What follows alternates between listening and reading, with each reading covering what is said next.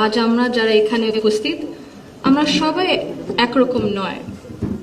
আমাদের আদর্শ আলাদা, অভিজ্ঞতা আলাদা, দৃষ্টিভঙ্গিও আলাদা, কিন্তু তারপরেও আমরা একসাথে বসেছি, আলোচনা করছি, কারণ আমরা সবাই দেশের জন্য, দেশের মানুষের জন্য ভাবছি। আর এই ভিন্নতা নিয়ে একসাথে কথা বলছি, একের পর এক শুনছি। এটাই গণতন্ত্রের আসল সৌন্দর্য।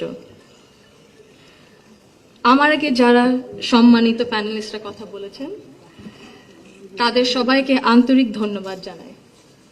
আপনারা অনেক কিছু বলেছেন, হয়তো বা আমিও বলে ফেলবো। সো আমাদের একটা মাইন্ডসেটে আই থিঙ্ক সিমিলারিটি আছে। আমার খুব ভালো লেগেছে শুনে। আমি আজ এখানে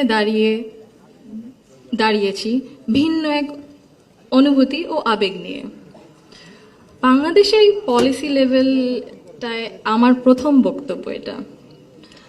আমি এমন কেউ নয় যার কাছে সব প্রশ্নের উত্তর আছে বা সব সমস্যার সমাধান জানা আছে। তবু আমি বিশ্বাস করি, নিজের ছোট্ট জায়গা থেকেও সমাজের জন্য, দেশের জন্য কিছু করার আন্তরিকতা আমাদের সবার মধ্যে থাকা উচিত।